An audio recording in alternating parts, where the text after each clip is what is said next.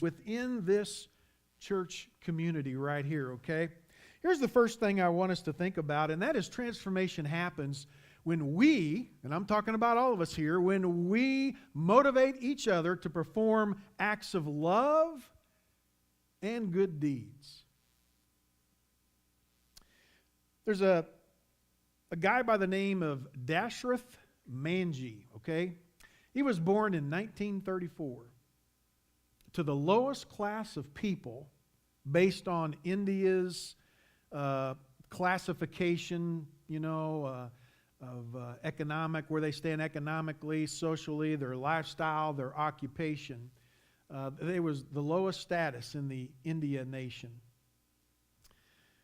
He ended up running away from home as a young man. Can you imagine that? I can't imagine that. Maybe I'm 15 or whatever, and I decide I'm going to run away from home. And he ran away from home, and he ended up working in the coal mines. Sometime later, he moved, and he got married, and he began to work in agriculture. And in 1959, his wife was injured after falling down the slope of a rocky hillside, okay? And since the nearest doctor was 34 miles away through the winding roads around a mountain and then to get to the city, she died before they even arrived. Now, this tragic experience motivated him, okay, to begin making a new road across a mountain, a rocky ridge, in order to make his village more accessible to medical care in the village of it's called Gaya. What he did in around that time, 1959, 1960, he sold his 3 goats that he owned, and he took the money and he actually bought a hammer and several chisels.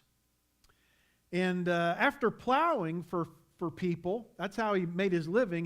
He would work in agriculture, and he was plowing for other farmers. He would do that in the morning, and then he would come back home and he would go to work on a certain section of a mountainside with a hammer and a chisel. After beginning this work all by himself, if you can imagine that, Dashrath said, when I started hammering the hill, people called me a lunatic. But that, he says, steeled my resolve. Now get this, okay? This is a picture of him. It took 22 years, from 1960 to 1982. But Dashrath Manji ended up carving out a 120-yard path that's 360 feet, that is 25 feet deep in some of these areas, through sheer rock, only using a hammer and chisel.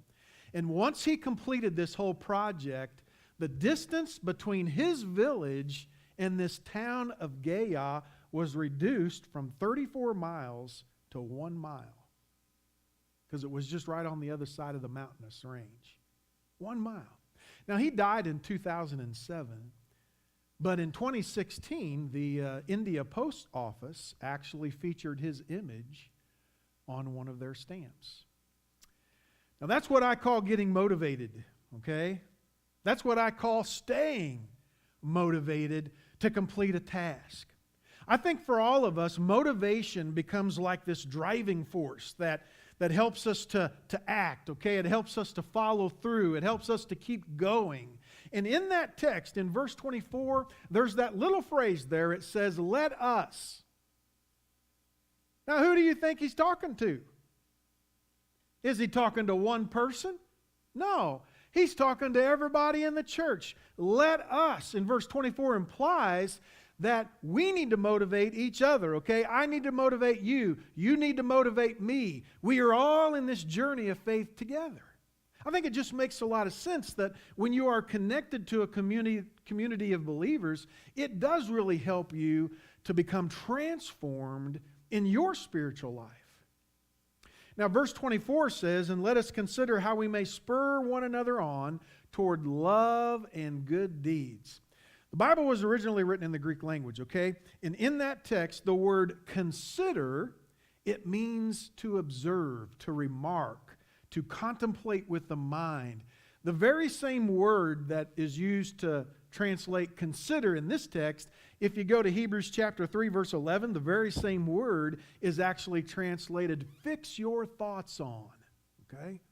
So the idea is to consider with your mind and fix your thoughts on how we might motivate each other to show love to each other and to do good deeds. And then there's that word spur.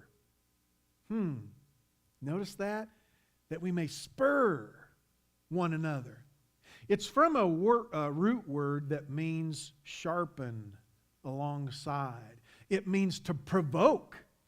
It means to stir up. It's a word that actually means to incite and provoke somebody in a positive way. So I'm thinking, maybe it's a pinch on the backside. Ooh, got my attention. All right. Maybe it's a thump on top of the head. We'll do it over here. That's what my grandpa used to do to us kids when he'd thump us on top of the head, He was getting our attention. I'm thinking about okay, you got spurs, and you're spurring the horse and motivating the horse. Let's go. Maybe it's a provoking word kind of like, hey, get with it. So that we might motivate each other to keep on living for Jesus. And don't kid yourselves, folks. Every one of us in this room needs that kind of spurring and considering at different times in our lives. There are two things that we really need to spur one another on to do. It says in the text, one of them is, hey, show love. And the word love here in the text is the word agape. And that means then that we are supposed to motivate each other to show tenderness to people. Hey, be kind, be respectful, be helpful. You need to show unconditional love, and you need to expect nothing in return. It says we're to do good works. That's what we're supposed to motivate each other to do. And when you think about it, love, I think, could actually be defined as doing good works to improve and help one another's lives. Now, we may not be the mountain man, okay? This Dashrath Manji, that's kind of what he became known as. Oh, that's the mountain man, okay?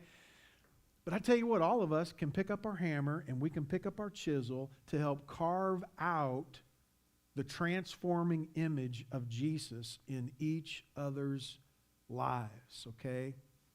In an article I found called The Role of Community in Discipleship, here's something the author wrote. And it was interesting as I was studying for the message, hey, I found this and it was like, hey, this is actually an article from the website of a mission that this church supports. And CRU, okay? And so it kind of got me that way. But here's what the author wrote. American Christians correctly understand the importance of a relationship with God being personal. All right? And I'll kind of stop there and say I think we all understand we need to have a personal relationship with God and His Son, right? We would agree with that. And that growth comes through personal study, prayer, and worship. But our individualism can blind us to the importance of a community, leaving us lonely and disconnected from one another. They also wrote, I am not saying that individual discipleship doesn't have its place, but as I look at the Bible, I see a village, an interconnected community. The village is a place where groups of believers freely involve themselves in each other's lives and challenge each other to take those next steps of faith. The village includes believers, both mature and young, mentors and peers, and is a place where the lost are welcome to join. The village is a home with an open door where your presence matters, where truth goes forth with grace, and where friends together pursue Christ's likeness. I know I've said it once, but I'm going to say it again. God never intended us to live the Christian life alone. Okay? He never expected you to live the Christian life. You're just going to stay at home. No, He established the church. He created the church for His people to be a part of. And in this community of believers right here, all of us should play a role in transforming each other into the person God wants us to be. Here's another way that we can actually help ourselves and help each other experience transformation right here in this community of believers. And that is, transformation happens when we commit ourselves to be present in this community of believers. Okay?